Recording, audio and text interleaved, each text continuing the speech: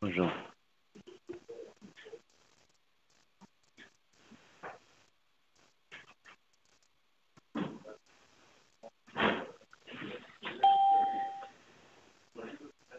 Vide.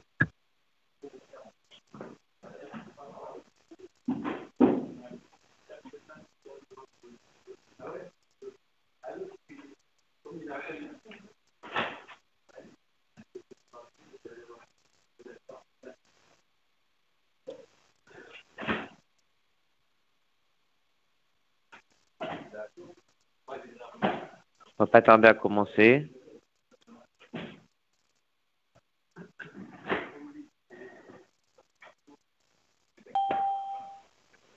C'est un nouveau numéro de téléphone, donc il y a peut-être des gens qui l'ont pas. On va attendre un tout petit peu.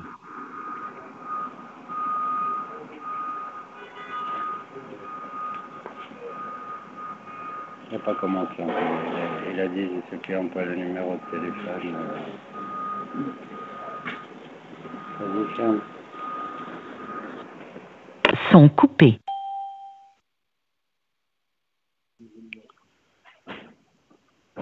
Ok, on va commencer la sikha.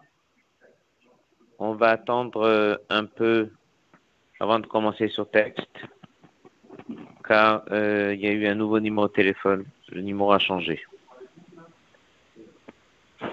La sikha d'aujourd'hui, c'est une sikha que le rabbi l'a dit dans un fabrique il y a exactement 50 ans. Donc ça a une importance particulière, puisqu'on sait que lorsque le rabbi disait des mamarim, très souvent il reprenait un mahamar du rabbi précédent en disant ça fait 30 ans, 40 ans, 50 ans, il attachait de l'importance à combien d'années ce mahamar a été dit. Lorsqu'on arrive au chiffre 50, c'est sûr qu'il a une importance particulière. La sikha, elle est imprimée dans le Kovet et elle vient de Chelek Lamed Gimel. Dans le Kovet, on est dans la page 6.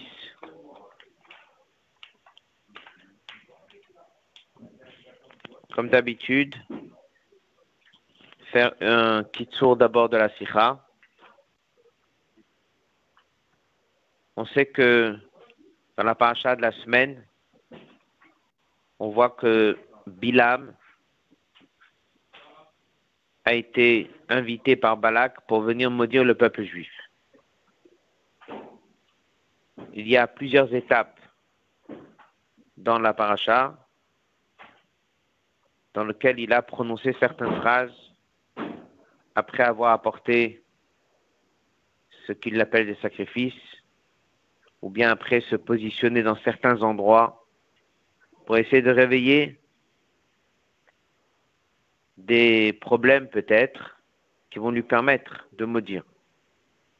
À partir des textes de bénédiction de la paracha, on peut comprendre ce qu'il voulait faire. C'est pour ça qu'on dit que Vaya'afor Hashem, Dieu l'a transformé toutes ces envies de maudire en bénédiction. À chaque étape, c'est un autre passage, et à chaque étape, c'est un autre sujet. Aujourd'hui, dans la sikha, on va s'arrêter sur un pasouk, un rashi, un midrash, mais également sur la différence entre sa première prophétie, si on peut dire, et la deuxième. Les prophéties sont marquées dans la paracha sous forme de mashal. Mashal peut être traduit un exemple, une parabole, mais c'est aussi des versets qui contiennent dedans beaucoup de messages. C'est pour ça que dans la paracha de cette semaine, Rashi ramène énormément le Targum Onkelos. On sait que le Targum Onkelos n'est pas que la traduction en araméen, mais très souvent apporte une explication sur les psukim. Et surtout dans cette paracha, dans laquelle les psukim sont difficiles d'être traduits, ils ont plus des messages profonds sur chaque passage. Donc la première partie de la sikha, va s'arrêter sur cette idée qu'il y a deux Meshalim, il y a deux textes, le premier et le deuxième. Et pourquoi est-ce que dans l'un, Rashi donne d'abord son pshat et après le Targum, et dans l'autre, il va faire l'inverse. Il va d'abord amener le Targum après le pshat. Ou des fois, il va amener que le Targum. Ça, il va expliquer en disant qu'il y a deux premiers Meshalim, et chaque Mashal, c'est son Inyan. On va voir c'est quoi le Kav de Rashi, c'est quoi la Shita de Rashi, quelle est la différence entre le premier Mashal avec le deuxième Mashal. Une fois que le Rabbi va établir la Shita de Rashi, et il va établir c'est quoi le premier Mashal et c'est quoi le deuxième, à partir de là, en deuxième temps, il va comparer un Rashi avec son Midrash. On sait que Rashi prend son commentaire du Midrash, et très souvent, il modifie, il change un petit peu, il ajoute, il enlève. Donc en regardant bien Rashi et Midrash, ça a l'air d'être la même chose, et on verra que ce n'est pas du tout la même chose. Et qu'il y a une vraie différence entre comment le Midrash il a expliqué et comment Rashi l'a expliqué. Et cette différence-là va nous apprendre un grand message dans Avodat Hashem, dans le service de Dieu, avec un lien très fort avec Yud Bet Tammuz. Donc on reprend. Première partie de la Sikha, c'est les deux premiers Meshalim. Quelle est leur différence? Deuxième partie de la Sikha, c'est un Rashi avec le Midrash. Quelques différences entre les deux. Et on voit clairement qu'est-ce que Rashi a voulu nous apprendre. Et il apporte une autre dimension sur Messirut Nefesh d'un juif. Avec un lien très fort, comme on a dit, avec Yud Bet Tammuz. Comme on a dit au début, cette sikha a été dite il y a 50 ans ce Shabbat, Shabbat Balak, Tafshin, Lamed, Aleph. On va commencer la sikha. Alors, il y a en effet beaucoup de psukim, mais les grandes lignes sont là. Premier hôte. On est dans la page 6 du Kovetz. Comme on l'a dit, c'est une sikha dans Chelek Lamed Gimel. Le chemin de Rashi dans les prophéties de Bilam, ça a déjà été expliqué dans une autre sikha.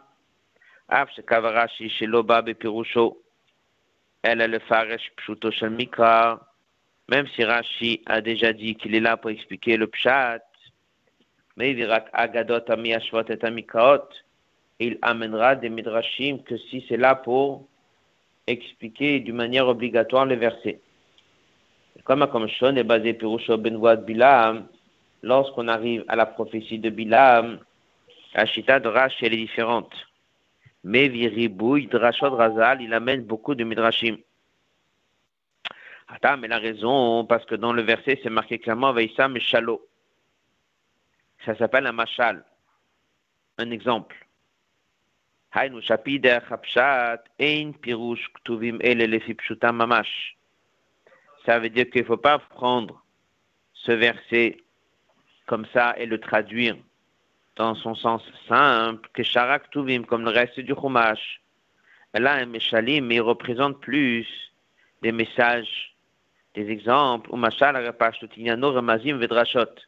En général, lorsque tu dis le mot Mashal, tu es en train de dire qu'il y a des allusions derrière, il y a des drashot derrière. Prochain passage. Od matino shebenuvoat bilam, hir barashi lavi perush et targumo. Un deuxième point, on voit qu'il amène beaucoup le targum. Shedor ader haragil be perush la Torah, c'est pas son habitude. Bien dans le mouvan, shebavat divrei hatargum kavanato beikar le perush animshal shelamashal le fitargumo. Lorsqu'il amène le targum, c'est pas pour traduire les mots comme il le fait souvent, mais c'est pour plutôt amener le sens et le message qui va derrière.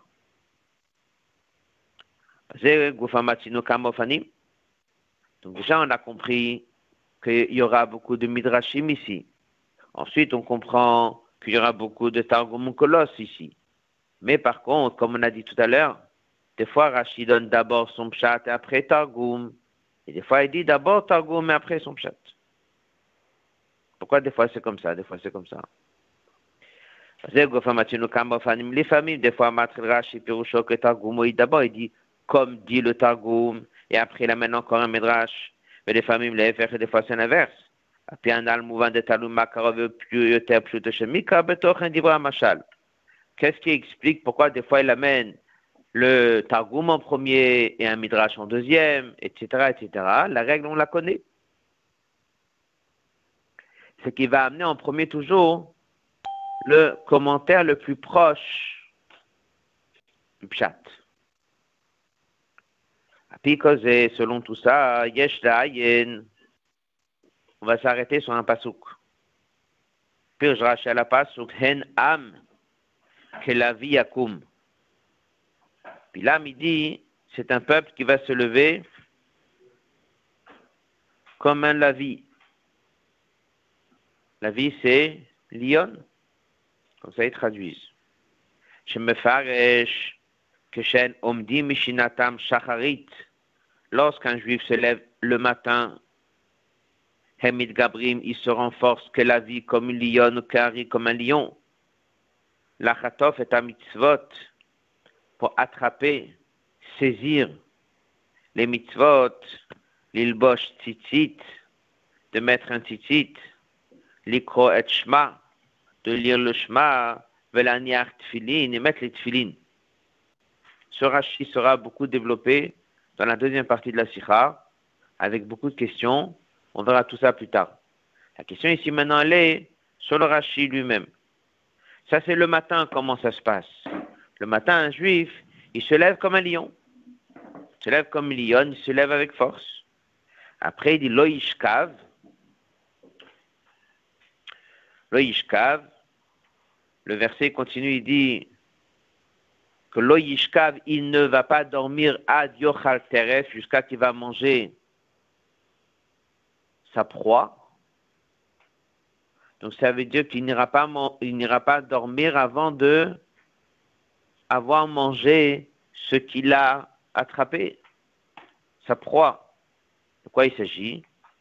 Alors il dit balayla al mitato, il va pas se coucher ad shuochel ou mechabel kol mazik abal torfo, jusqu'à que il n'a pas fini de manger. Manger veut dire éliminer, exterminer son ennemi. C'est qui l'ennemi? Habal Torfo. Donc il dit qu'il lit le Shema, comme ça il dit Rashi, il lit le Shema, Kriyat Shema Alamita. Là-bas il y a bien sûr la lecture du Shema, il y a des psukim qui ont été choisis, et il donne sa neshama à Dieu. Et s'il y a des ennemis, des forces du mal qui veulent le déranger, alors il dit Rashi, c'est Dieu qui mène la guerre. Et Dieu mène la guerre, il fait tomber l'ennemi. Ça veut dire qu'il règle le problème avant d'aller dormir. Il donne sa neshama à Dieu. C'est un peu l'explication qu'on a sur pas mal de psukim qui ont été choisis dans Kriyat Shema Shalamita. Et ça, c'est le pshat de ce pasuk. Donc, il lit le Shema le matin, il lit le Shema le soir. Le matin, il se lève comme un lion, et une lionne, il fait beaucoup de mitzvot. Il en a cité combien de mitzvot, Rashi? Il en a cité 3. Lesquels il a choisi? Tzitzit, Shema et Tfilin.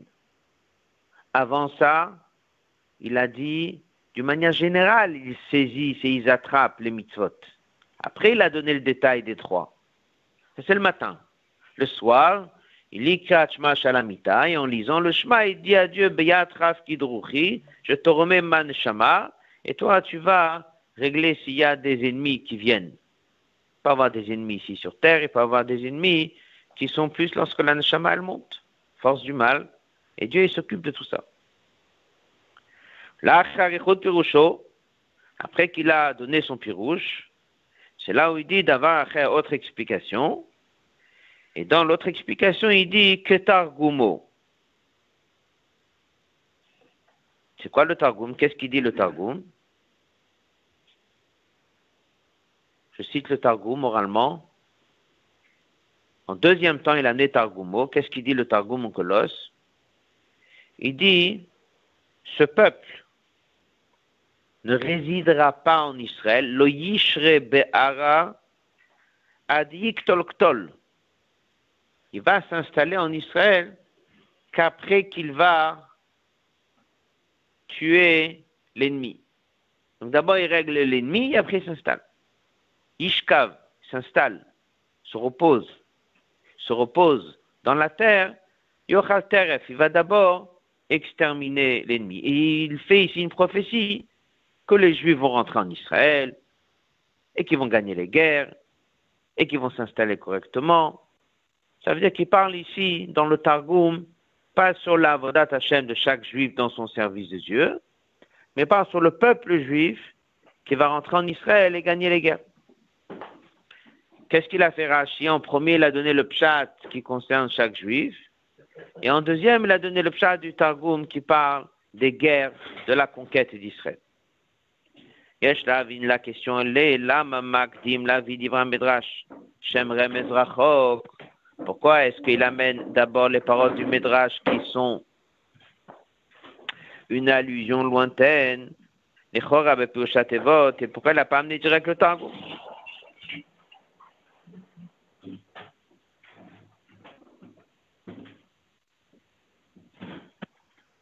Pourquoi il n'a pas amené direct le Targum qui parle de tout Eretz Israël et la conquête d'Israël? Apparemment, le Targum il est plus proche du Pshat. Targum en Colosse.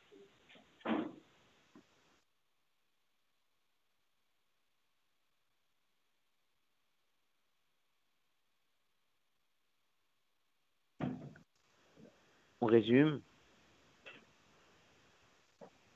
La paracha contient plusieurs prophéties de Bilam. Ils sont tous appelés Mashal.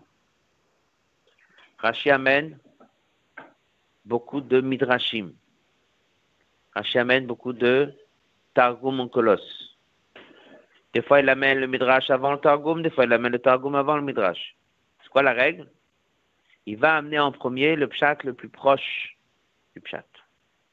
Alors, si c'est comme ça, on a une question, on a un pasouk dans la prophétie de Bilam, c'est la deuxième prophétie, dans laquelle là-bas il dit, le peuple juif est comparé à un lion qui mange sa proie. Le matin, il se lève, le soir, avant de se coucher. Et Rashi, il amène deux explications.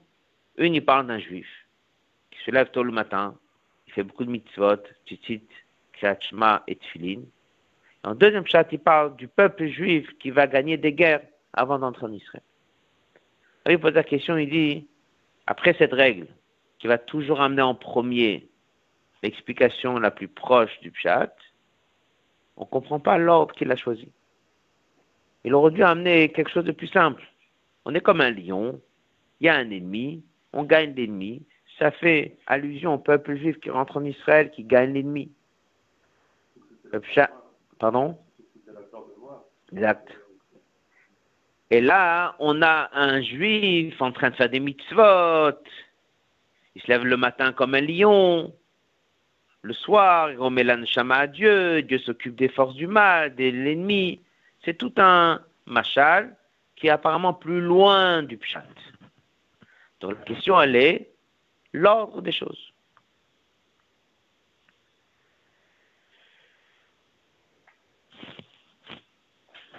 Dans le passage suivant, Veyeter Amizu, il y a une autre nevoie de Bilam chez l'Achrézé, la numéro 3.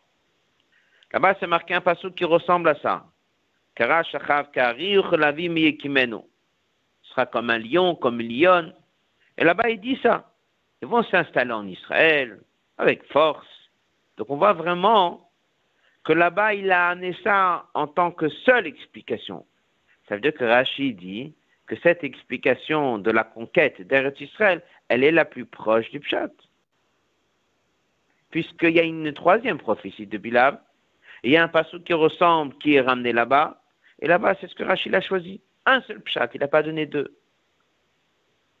Donc pourquoi ici, dans cette prophétie numéro 2, on va beaucoup parler dans cette sira, la prophétie numéro 1, la prophétie numéro 2. Pourquoi dans la prophétie numéro 2, il a d'abord amené le pshat de celui qui se lève tôt le matin, il fait des mitzvot. Et c'est qu'après qu'il amène le pshat de la conquête d'État d'Israël. Pardon? Exact. Passage suivant. La question est encore plus forte. C'est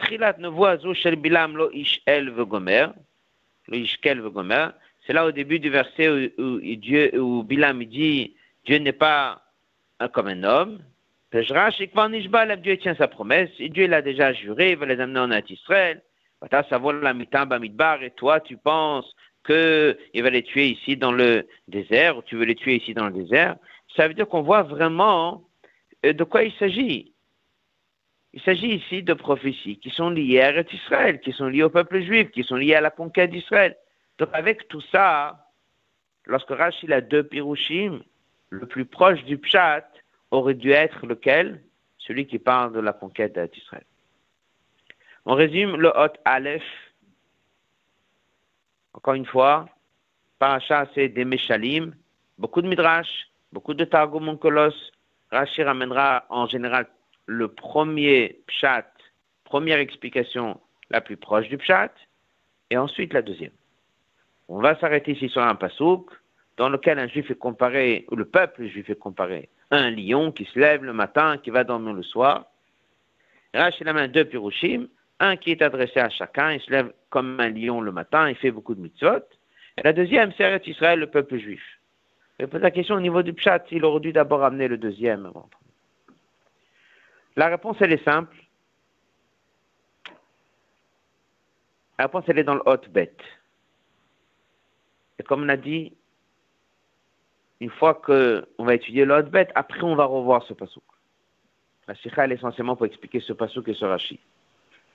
Rabbi explique et dit que la première prophétie, c'est un sujet. La deuxième prophétie, c'est un deuxième sujet. Et lorsqu'on verra comment est-ce que ces deux thèmes différents, on aura tout de suite la réponse. Pourquoi Rashi a préféré le pshat du juif qui se lève le matin et fait les mitzvot? C'est bon? Si tu prends le pasuk lui-même, tu peux te poser des questions. Quel pshat il est le plus proche du pshat? Mais si tu regardes le thème, ça change. Comme on dit, le contexte. Hotbet. La réponse, elle est simple. Dans les contenus des prophéties de Bilam, Shana le Balak, Sheno Yachol le Kalel et Israël, pourquoi il ne peut pas redire? Yeshbet Ofanim. Il y a deux manières. D'abord, Eno Yachol le Kalelam, il ne peut pas les maudire, ou le Hara Lahem, ou de leur faire le moindre de mal. Hem Chavivim Beina Kodesh Baruch Hu. Ils sont précieux aux yeux de Dieu. Et il les protège. Deuxième point, Yeshna Malot. Ils ont des qualités, Fruyot Rabot et beaucoup de mérites, qu'il n'y a pas chez les nations. Donc, Réouï, même le bracha, ils méritent non seulement de ne pas être maudits, mais ils méritent aussi des bénédictions par leur qualité. Et ça, c'est deux choses différentes. Voilà, qui veut qu'ils maudissent. Lui dit, moi j'ai deux choses à te dire. D'abord, je ne peux pas les maudire. Ils sont protégés. Dieu les aime. Deuxième point, ils ont des pratiques. Ils ont des mérites. Qu'ils ont vraiment évolué. Ils ont pratiqué. Donc, non seulement on ne peut pas les maudire, on doit les bénir. Yesh lomar shebichlalu, d'une manière générale, ces deux idées, c'est le premier thème et le deuxième. Si on regarde bien les psukim, on voit mamash le premier, la première prophétie de Bilam et la deuxième. Dans la première, il dit Ma'ekov lo kabrokel ou ma'ezom lo zam Hashem. Comment tu veux que je maudisse? Dieu n'a pas maudit. Et le deuxième, il dit Baruch lekach tebarach ula shiva, n'est pas de bénédiction. Donc déjà, on voit que le premier, c'est je ne peux pas leur faire du mal. Et le deuxième, c'est je dois leur apporter du bien. Colonne de gauche, deuxième passage. Nous sommes dans la page 7. dans les Rashi b'shte nevuot elu. Benevoa alev shematrila merosh tzurim marenu. Le passage qui dit merosh tzurim marenu. Dès que je vois un juif, il dit Bilam, qu'est-ce que je vois? Je vois Avraham, Yitzhak, Yaakov, Sarah, Rivka, Rachel et Léa. Ils sont fondés sur des rochers, sur des montagnes, des collines. Rashi dit, ça c'est la Avot et l'Imaot. Mais Rosh, Tzurim Marenu, c'est du haut qu'il les voit ou il les voit haut, ça dépend comment on traduit. Il dit, Ani mistakel bereshitam. Moi je vois comme ils sont au départ. Mais Trilat Shoshem, je regarde leurs racines. Ani Roeotam, je les vois. Mais Yusadim, Vechazakim, ils sont forts. Comme des rochers, comme des collines. Par leur Avot et Imaot. En fait, il dit, je ne peux rien leur faire. Ils sont protégés, ils sont chaviv, précieux chez Dieu. Pourquoi? Ils sont les enfants d'Abraham, Yitzhak, Yaakov, Sarah, Rivka, Rachel. Je ne peux rien faire. Et ça, c'est le premier thème. Il y a 2 psukim là-bas, c'est le premier thème. Après là-bas, il dit, Mimana afar Yaakov, Mispar Drova Israël. Rashi là-bas, il dit qu'ils sont comparés à des petits-enfants. Rabbi explique dans une sikha, Nar Israël voaveu, c'est comme un enfant dès qu'il est petit. Dieu, il l'aime. Ça, c'est sans même que le juif pratique quelque chose. Il a des avot, il a des imaot. Il est vu chez Dieu comme un père qui voit un enfant à bas âge. Il peut rien faire. Ça, c'est le premier thème. Mais nous voyons à bête, mais dans le deuxième thème, chez le passage suivant, chez Matrila qui commence le Hibit Aven Beyakov, Rashi il amène tout de suite le Targum pour répondre à notre question. C'était quoi l'histoire? Le Hibit Aven Beyakov, Dieu ne regarde pas les inicités, les fautes, c'est ça? Beyakov, Katav Rashi Trila qui Targumo et après il amène le Midrash. Pourquoi? Parce que le Targum il dit qu'ils font pas Avodah Zarah. Donc on voit leur qualité de leur action. Machin que le fier Midrash, et nous medaber b'malat Israël atzmam, chavivutam lifna kodesh baruch hu, comment ils sont précieux chez Dieu, que même dès qu'ils fautent, Dieu ne regarde pas.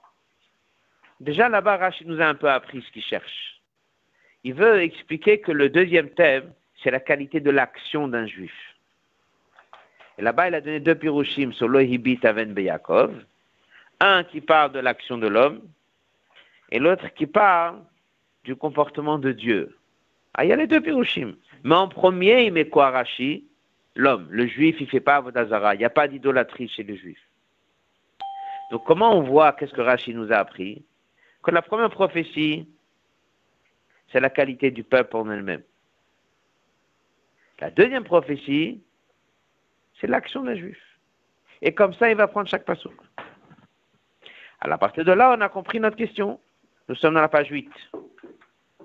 C'est la même chose c'est dans notre passouk. Lorsqu'on parle du lion. Rashi il a 2 pirouchim, n'est-ce pas?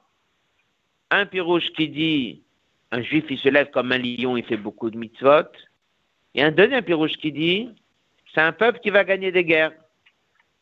Lequel il est le plus parlant sur la qualité du bon comportement d'un juif et qu'il a des mérites. Le premier, il se lève le matin, métissit, kachma, tfilin. Ça, c'est le pshat le plus simple. En deuxième temps, il amène bien sûr le Targum. On va gagner des guerres, on va rentrer, on va s'installer. Ça, c'est des miracles. Ça, c'est avec la main de Dieu. Mais des mérites, les mérites des Juifs, c'est le premier pshat. Dans les mots. Voilà la réponse. Le verset Nam Kelavi Yakum. Le fi Targumo, si on regarde le pshat du Targum, qui était le pshat numéro 2, Shemedabad va Kibusharet, la conquête d'Israël, Lo yishre baradik tol venir samemaï yarat. Il ne va pas s'installer en Israël avant de finir les guerres et les objets et les biens des peuples, il va hériter. Mais d'abord, c'est plutôt des miracles que Dieu va faire. On va gagner les guerres, c'est un cadeau que Dieu nous fait. Ça, c'est la terre d'Israël, mais ça, c'est l'intervention de Dieu. Rashi, tiens, c'est quoi le vrai pshat, le plus proche du pshat de la deuxième partie de Bilam? C'est le juif et ses mérites et ses bonnes actions. C'est pour ça qu'il a choisi en premier quel pshat? Les mitzvot, comme on l'a dit tout à l'heure. Et comme il dit à la fin de Hot Bet, les 3 dernières lignes, non seulement Bilam ne peut pas les maudire que ça c'était le thème numéro 1, mais puisque ça rouille même le bracha, il mérite une bénédiction que ça c'est le thème numéro 2.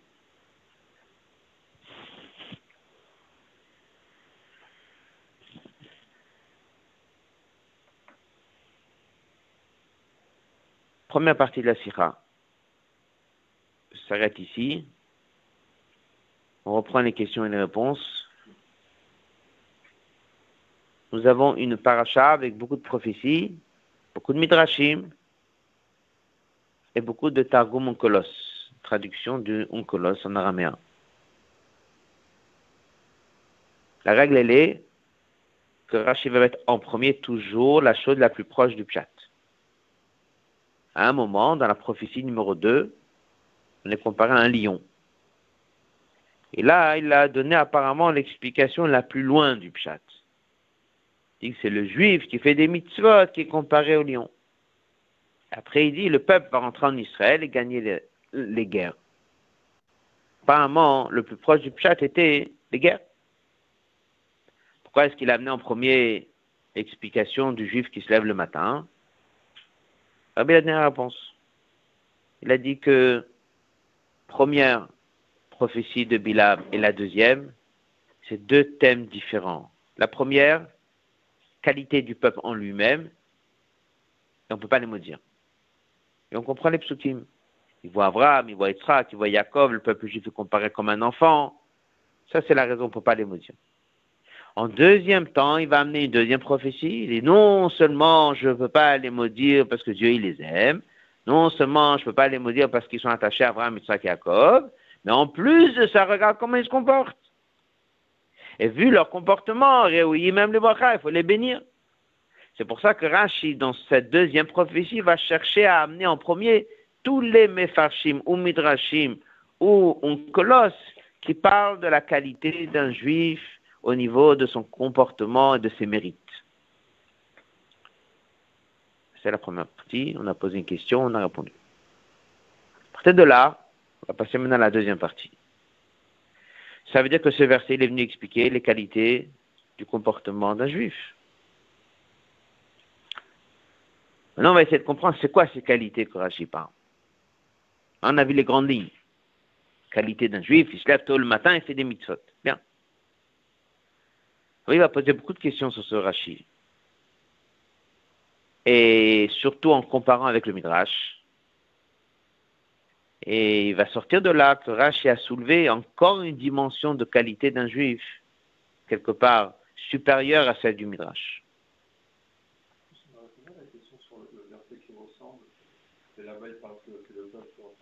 Ici, dans cette tira, il n'est pas rentré pour expliquer c'est quoi le troisième thème.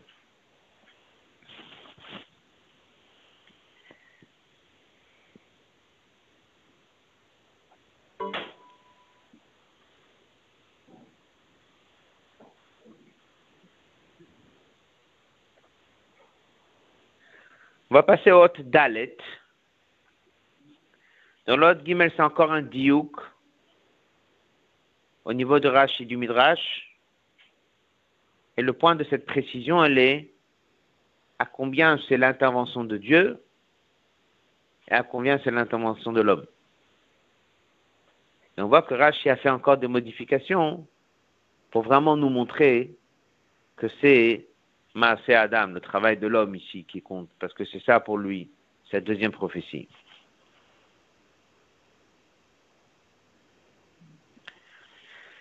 Si vous voulez regarder, on va faire 2 lignes de ce passage Gimel. Lorsqu'il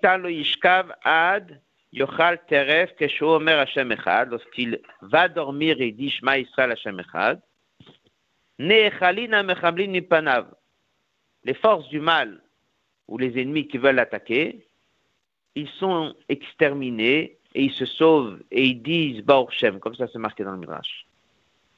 C'est qui le fait? C'est lui qui le fait ou ça se fait tout seul par Dieu? Le Midrash, il emploie la phrase ça se fait. Quelque part, c'est pas l'homme qui le fait, c'est plutôt Dieu qui le fait. Dans la colonne de gauche, le 2e passage, Rash, il prend la même idée, mais il dit c'est le juif qui va et il dévore et il détruit chaque ennemi qui vient le déranger. On voit beaucoup comment Rash, il veut nous apprendre, ici ce qui compte c'est l'intervention de l'homme, mais soit avec l'aide de Dieu, mais l'action de l'homme qui compte. Maintenant, on va s'arrêter sur la 2e partie de la Sikha. Comme on a dit, il y a 3 questions. Pourquoi Rashi l'a modifié du Midrash? Avant de commencer le Hot Dalet, on reprend un petit peu le Rashi. Rashi, il a dit, il se lève comme un lion. Qu'est-ce qu'il fait le lion? Il se lève et il attrape les mitzvot.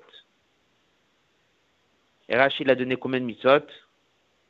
3. En premier, il a mis Tzitzit. En deuxième, il a mis le Shema. Et en troisième, il a mis Tfilin. Et avant de citer ces 3, il a mis un titre. C'est quoi le titre? Chotfin et a mitzvot. Ils attrapent les mitzvot d'une manière générale. Et après, il donne le détail. On va regarder comment ça se passe dans le Midrash. Et on verra quelques différences. Et on comprendra ce que Rashi a apporté de nouveau par rapport au Midrash. On fera le lien avec Yud Bet Amos. C'est la 2e partie de la Sikha.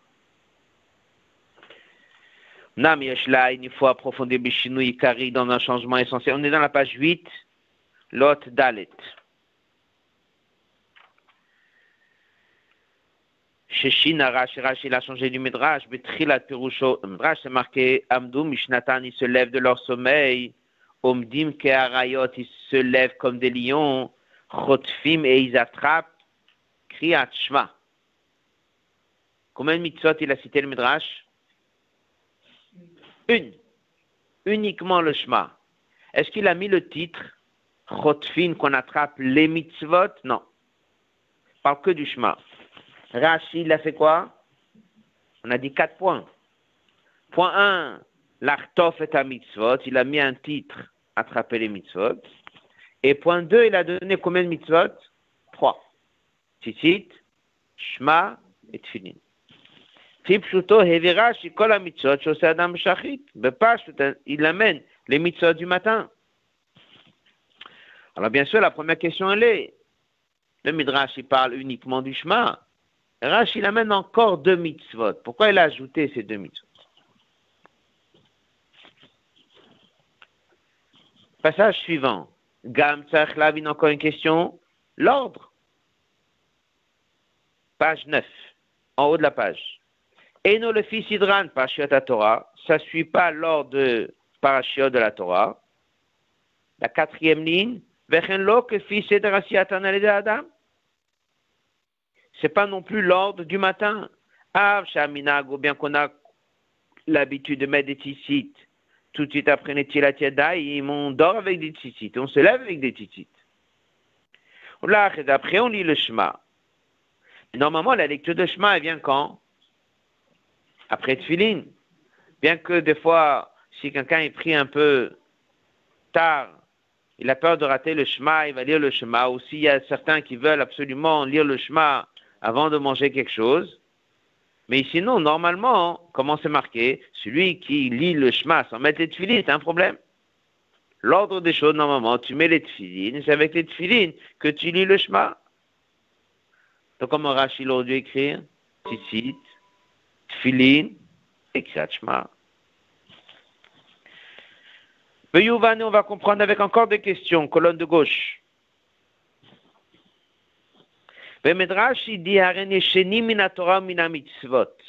dès qu'ils vont dormir, ils vont dormir de Torah et mitzvot. Dès qu'ils se lèvent, comme des lions, ils font le Shema. Mamlichim lakodesh baruch hu, ils couronnent Dieu. Donc dès qu'il va dormir, il va dormir de quoi? C'est un sommeil de quoi? C'est un sommeil, il ne pratique plus les mitzvot. C'est un sommeil, il n'étudie plus la Torah. C'est un arrêt. C'est un arrêt physique, il va dormir, mais c'est aussi un arrêt spirituel, il ne fait plus de mitzvot.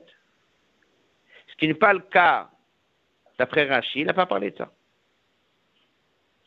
Ensuite, le matin, dès que je me lève et je fais le Shema, Rashi dit, tu fais le Shema. Non, le Midrash, il dit pas Stam, tu fais le Shema. Tu repars avec un nouveau couronnement de Dieu. Vous voyez que le Midrash, qu'est-ce qu'il a fait? Le soir, dès qu'il va dormir comme si il aurait arrêté le couronnement avec Dieu. Il y a une coupure. Une coupure, parce qu'il va dormir. Mais aussi une coupure de Torah Mitzvot. Le matin, dès qu'il revient, il faut re-signer un contrat. Il faut refaire le couronnement de Dieu. Rachid a supprimé cette coupure du soir. Et Rachid n'a pas parlé d'un nouveau couronnement. Il a juste parlé des mitzvot. Il dit le Shema, il met tzitzit, fait tefillin. Il a supprimé les deux mots. Mamlichim couronne Dieu. Pourquoi il a fait cette différence? Aleph, Rashi Mashmit, il a enlevé le Midrash qu'ils vont dormir de Torah et mitzvot. Cette coupure, il a supprimé cette coupure. Deuxièmement, Mosif, il a ajouté l'Artov et mitzvot, il a ajouté ce fameux titre des mitzvot. Et la troisième chose, Mamlichim lakodesh baruch hu, il a enlevé cette idée de couronner Dieu. C'est très simple, le Rabbi dit. Il y a une vraie différence entre Rashi et Midrash. Et la différence, elle est simple. Et avec cette différence, on comprend tous les détails. Mais Midrash qui dit, un homme qui va dormir, il dort de Torah et Mitzvot, c'est-à-dire il y a une coupure. Il s'agit d'un sommeil matériel, physique, mais il s'agit aussi d'un sommeil spirituel. Einam erim le Torah et Mitzvot. Il n'y a plus ce réveil pour Torah et Mitzvot chaque jour. Donc dès qu'il va se lever le matin, c'est un nouveau réveil. Il faut reprendre le couronnement avec Dieu. C'est pour ça qu'il emploie le mot Mamlichim la Kodesh Baruch Hu. Il faut recommencer à nouveau. Parce qu'hier soir, dès que tu es parti dormir, il n'y a plus d'études, plus de mitzvot. Rashi Kipshuto, dès qu'il dit Omdim Mishinat Shacharit, passage suivant, Bizman Sheinam Yocholim Lekayam Mitzvot, parce que la personne, il n'était pas Mochouyav, il ne pouvait pas faire des mitzvot, dès qu'il se lève, l'Artov est un mitzvot. Ce sont des mitzvot qu'il ne pouvait pas faire dès qu'il dormait. Alors, il rentre dans un seder. Il n'est pas en train de parler d'un sommeil spirituel. Il est en train de parler que puisque tu dormais, tu ne pouvais pas mettre les tefillin. Puisque tu dormais, tu ne peux pas faire le shema. Il n'y a pas de sommeil spirituel. Il parle, Kipshuto, il dormait. Donc, dès qu'il se lève le matin, la première occasion qu'il fait, il attrape. Qu'est-ce qu'il attrape? Toutes les mitzvot. Il a besoin de couronner à nouveau. Non, il n'y a pas eu de coupure. Pas besoin de couronnement nouveau, il n'y a pas eu de coupure. Kipshuto, il est parti dormir, il ne pouvait pas faire des mitzvot. Il se lève le matin, il saute sur toutes les mitzvot qui lui viennent dans les mains. Et là, il va citer 3. Ici, dans l'ordre du Chumash, non. Ici, dans l'ordre de la pratique, non plus. Alors, quel ordre il cite? Il cite l'ordre de la valeur de la mitzvah sur le plan général. On va voir pourquoi il a cité ces 3. Tzitzit, c'est tous les 613 mitzvot, comme c'est marqué au Ritemoto. Page 10, la 8e ligne, après la parenthèse. Achakach, il amène le Shema. C'est une mitzvah klalit, une mitzvah générale dans laquelle il y a l'unité de Dieu. Et c'est le Yisod des mitzvot. Mais pas autant que Tzitzit. Parce qu'il dit que Tzitzit, elle-même, elle est comme si tu fais toutes les mitzvot. Et après, il y a Tfilin. Même si c'est un détail des 613 mitzvot, mais dedans, il y a le message de se souvenir des Yetziat Mitzrayim. Donc, le Rabbi dit, il a amené 3 mitzvot, pas uniquement parce que c'est celle qu'on pratique le matin. C'est vrai que c'est celle qu'on pratique le matin. Mais il veut plutôt dire, regarde le titre, c'est surtout le titre qui compte pour lui. Ils sont chotef, toutes les mitzvot qu'il voit. Ils sont chotef, toutes les mitzvot possibles. Et en titre, il met la première mitzvah qui est shkula, qui correspond à tout, tzitzit. Ensuite, il y a le yesod, la base, c'est bien sûr la lecture du Shema qui est Kabbalatol. Et ensuite, il y a Tfilin qui aussi est très important, on parle de Yitziat Mitzrayim. Donc en fait, Rashi n'a pas du tout la même direction que le Midrash. Le Midrash, il va dans la direction, il y a un sommeil spirituel, et il y a un nouvel engagement le matin spirituel. Pour Rashi, il n'y a pas de sommeil spirituel. Un juif, il va dormir parce que Begashmut, il a besoin de se reposer. Il se lève le matin, il est vivant, comme un lion. Et chaque mitzvah qu'il a sous la main, il fait. Il ne donne pas l'ordre comment les mitzvahs elles se font. Il donne l'ordre de l'importance des 3 mitzvahs du matin, laquelle est la plus générale et laquelle elle est déjà moins générale. À partir de là, Hot He. Yesh aussi basé, il y a un point important. Pianal, c'est quoi la différence entre Rashi et le Midrash? D'après le Midrash, la lecture de Shema, c'est quoi? C'est l'engagement nouveau du matin. D'après Rashi, c'est toutes les mitzvot. Et Shlomo a dit, chez Taloui, ça dépend du machloket. Est-ce que la lecture du Shema Minatora, c'est que le premier verset? Ou chez Kolel est yotermisé? C'est quoi la mitzvah Minatora Mamash? Que le premier verset ou tout le reste? Si je dis, le guet d'un mitzvah de Kriyat Shema, c'est de couronner Dieu, c'est Shema Israël. Ou bien je dis que c'est Kabbalah mitzvot, c'est tout le reste. D'après le Midrash, guet de Kriyat Shema, c'est couronner Dieu, c'est surtout le premier verset. D'après Rashi, le Kriyat Shema, c'est les mitzvot. Donc même le Kriyat Shema n'est pas le même chez le Midrash, il n'est pas le même chez Rashi. Dans le Midrash, ce qui compte dans le Kriyat Shema, c'est la fameuse déclaration Dieu est un, Kabbalat Ol Malchut Shemaim, c'est le premier verset. Pour Rashi, c'est pas tellement Kabbalat Ol Malchut Shemaim, mais c'est aussi et important Kabbalat Ol Mitzvot. Rashi est en train de regarder toutes les mitzvot d'une manière générale, et le Kriyat Shema, il est le sod de toutes les mitzvot d'une manière générale. On va passer au Hod Vav. Pima Shenidba Eleel. Maintenant, on va s'arrêter sur encore un diouk important grâce à ça qu'on vient d'apprendre sur Rashi. Avant de continuer, un petit kitsour de ce qu'on a étudié. En premier, on a posé la question, l'ordre des 2 commentaires sur ce verset. Rashi a expliqué que le premier thème, c'est l'importance du peuple aux yeux de Dieu. Et le deuxième thème de Bilam, c'est la pratique d'un juif et les mérites qu'il a pour recevoir la bracha. On a vu que Rashi et Midrash ne disent pas tout à fait la même chose. Le Midrash, il dit qu'il y a un sommeil spirituel lorsqu'il va dormir. Et le matin, il y a un nouvel engagement qui est plutôt la première phrase du Shema Israël. Rashi dit quelque part, il n'y a pas de sommeil spirituel. Un juif Begashmut, il va dormir. Mais il reste toujours attaché. Dès qu'il se lève le matin, il attrape toutes les mitzvot qui lui viennent dans les mains. Comme un lion. Les chotef l'attrape. Saisit. Et l'ordre des mitzvot que Rashi a ramené, c'est au niveau de leur impact sur toutes les mitzvot plus générales. C'est pas l'ordre du pasouk, c'est pas l'ordre de la pratique, c'est l'ordre de leur importance générale sur les mitzvot. Tout ça, ça montre une qualité quelque part encore plus que ce qui est marqué dans le Midrash. Il n'a pas besoin de couronner à nouveau, même si on couronne à nouveau, mais il n'en parle pas, parce qu'il reste toujours attaché. Il se réveille comme un lion et il court sur toutes les mitzvot. Dernier passage qui est l'Hod Vav, et maintenant on va comprendre c'est quoi la notion de khatifa, saisir et attraper. Pima Shenidba Eleel Higdim Rashi Pirush HaMidrash et Targumo. Rashi l'a mis en premier le Midrash avant le Targum.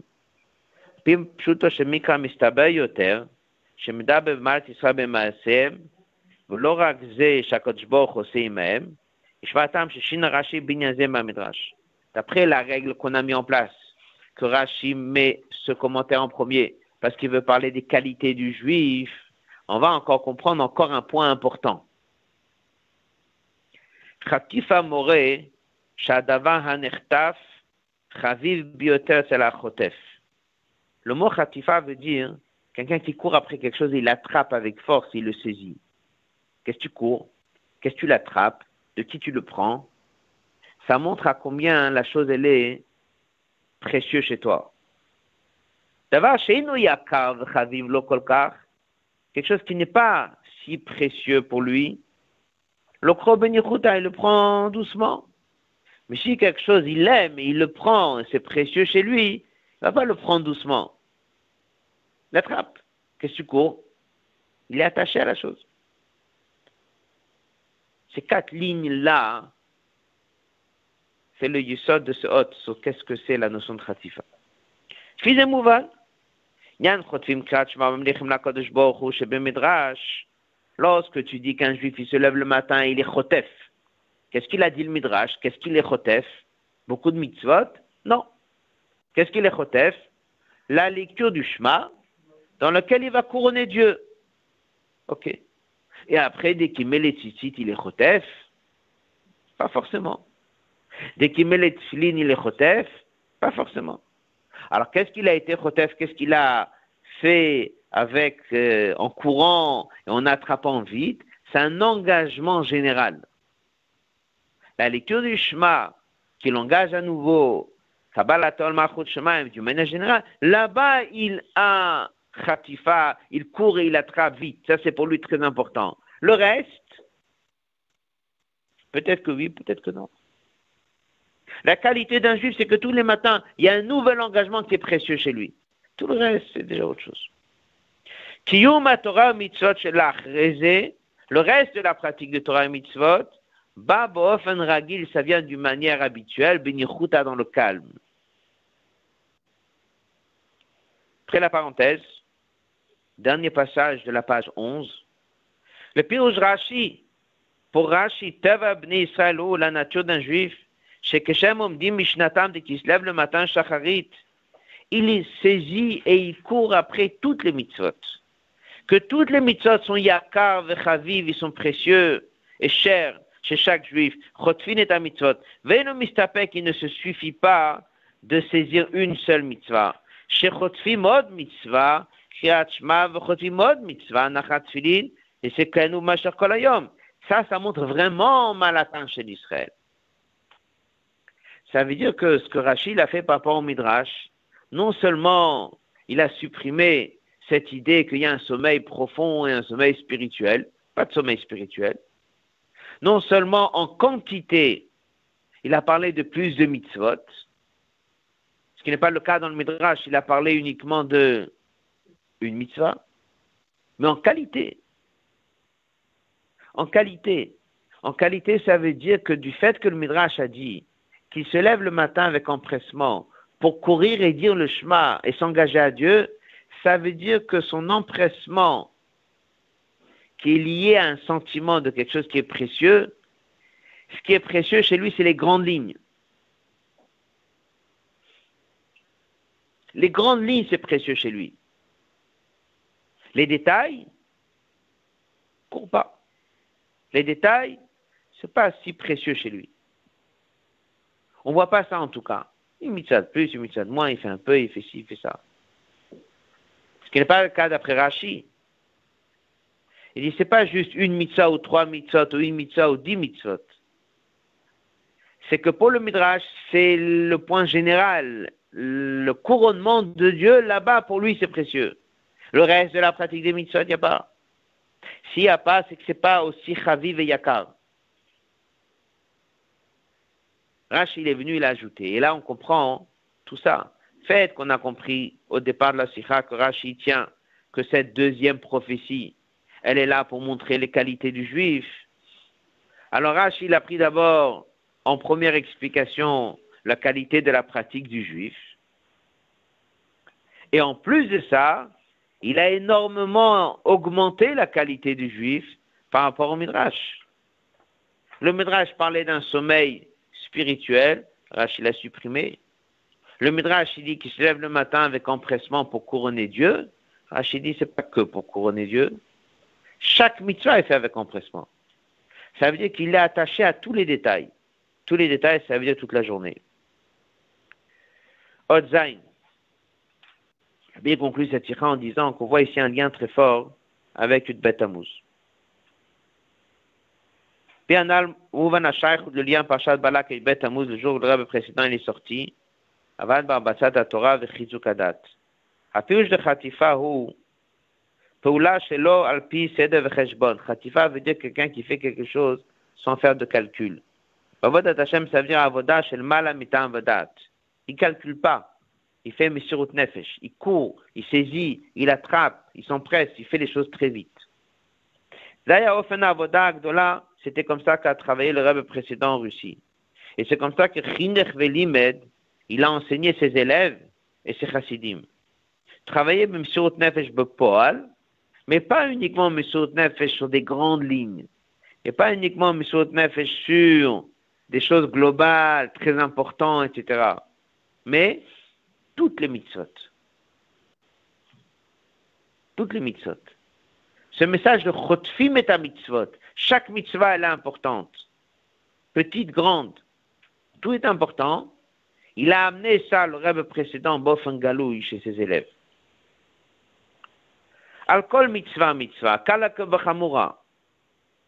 Même si elle paraît légère. Messirut Nefesh pour construire un mikveh. Messirut Nefesh pour fonder un cheder. Pour apprendre avec des enfants à le bête. Ou biyachad imzebot otok Messirut Nefesh pour diffuser pnimut la Torah, que ça c'est les secrets de la Torah. On peut dire que c'est un plus. On peut peut-être s'en passer. Pas besoin de faire Messirut Nefesh pour ça. Là-bas aussi. Même Messirut Nefesh sur Hidur Mitzvah. Donc ce Rashi-là, Chotfin et ta mitzvot, toutes les mitzvot, avec empressement, qui veut dire que c'est Yakar et Chaviv, ça c'est quelque chose qu'on voit beaucoup dans cette histoire du Beth Tammuz. Dans le Midrash, il a dit, un juif il se lève le matin, couronner Dieu, c'est précieux pour lui. Le reste des mitzvot, c'est pas évident. Rashi il a dit non, chaque mitzvah, chaque détail de sa journée, surtout celle du matin, et toutes les mitzvot, il le fait avec empressement. Ça explique combien les mitzvot elles sont précieuses chez lui dans son cœur. Le Rebbe précédent, il a apporté ça à ses élèves. Le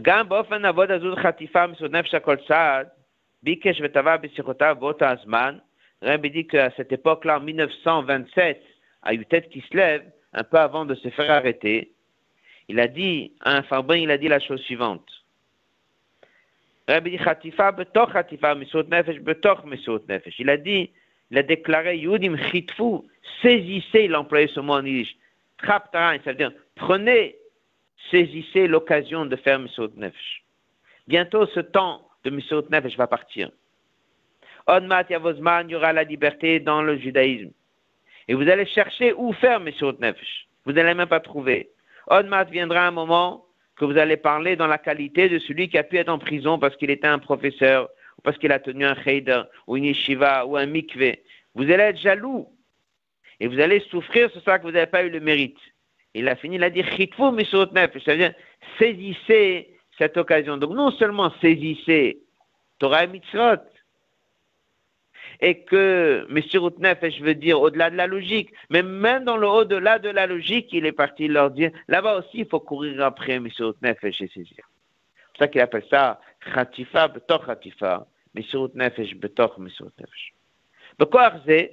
C'est avec cette force que les Chassidim ils ont tenu, les Juifs ils ont tenu Bemdinaï, Bemesh Rasiriot Bashanim des dizaines d'années, dans une situation de Xerot Orodifot avec des décrets. Cette force, il l'a mis dans la nature de ses shluchim et holchim ba'ochotav de tous ceux qui vont dans son chemin. Même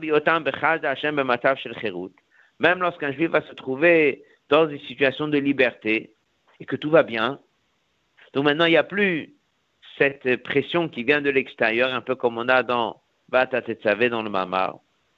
Ils ne vont pas se contenter juste de courir après Kriyat Shema pour faire une déclaration, quelque chose de général comme il a dit dans le Midrash. Mais il a fait comme Rashi. Il a fait en sorte que même dès qu'on est sorti de Russie, même dès qu'il n'y a plus cette situation, même dès que tout va bien, un juif il puisse encore avoir ce lien de Messirut Nefesh, d'être sensible, et que chaque chose soit précieuse à ses yeux, chaque chose soit proche à son cœur. Et dès qu'il a une occasion de faire encore une mitzvah, de courir après encore quelque chose, il le fait. Il va chercher où et comment faire Messirut Nefesh.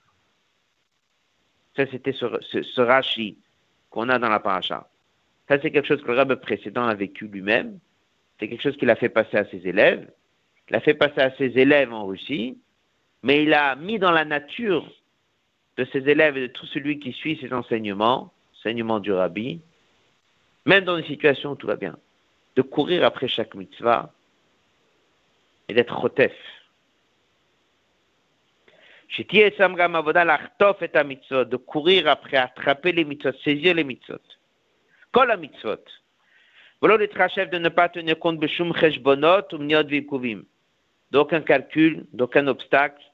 Lo litpal mimaligim, de ne pas être impressionné de ceux qui peuvent des fois se moquer. Hein bavodat Hashem ba'atzma, que ce soit dans le service de Dieu lui-même. Hein ba'afasat Torah vayadut, que ce soit dans la diffusion de Torah Yadut. Ad ekumayud, que s'accomplira la promesse qui est marquée dans le verset dans Parashat Bilam. Le Kam Shevet Misraël va se lever un dirigeant. Vaya et Recha, et on va donc hériter et gagner tout ce qu'il y a avec Esav. Zamer Hamashiach, Valum Mishim Bar Tzion, Vaïta, et ce sera la chaîne pour Dieu Hamlucha. Sikha du Rabbi il y a 50 ans. On résume la Sikha. Première partie de la Sikha, c'est pourquoi il y a ce choix de Pshat le plus proche en premier ou en deuxième. Il explique, il dit que ça dépend du contexte. Et le contexte numéro 2 de Parashat Bilam, c'est les qualités des Juifs. Donc à partir de là, il a mis en premier cette histoire du lion. Il a comparé ça à un Juif qui se lève tôt le matin et qui fait Avodat Hashem.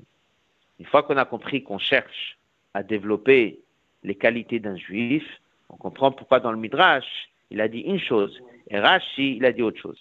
Rashi, il a dit un Juif, il se lève tôt le matin, il a été dormir, il a quelque part coupé Torah Mitzvot. Il se lève tôt le matin, il court en Dieu pour repartir à nouveau. Mais il y a eu une coupure la veille. Pour Rashi, il n'y a pas de coupure la veille. On ne parle pas de ce sommeil en question. Le matin, il court après toutes les mitzvot. Quelle est la différence? Ce n'est pas juste une question de quantité, une mitzvah ou 4 mitzvot. C'est aussi qualité. Une mitzvah, c'est qu'il est touché, sensible, uniquement par des grandes lignes. Kabbalatol. Pour Rashi, il est sensible, mamash à chaque mitzvah. Chaque chose le touche. Chaque chose le prend en profondeur.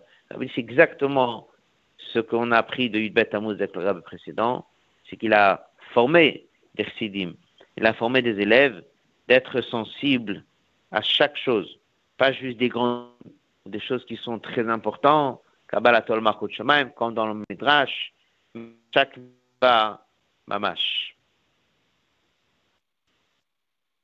Son réactivé. On va laisser ici. Agut Shabbos à tout le monde. Shabbos, Kavod. L'artof est un mitzvot, comme le rabbi dit. Toutes les occasions, toutes les mitzvot, petites ou grandes.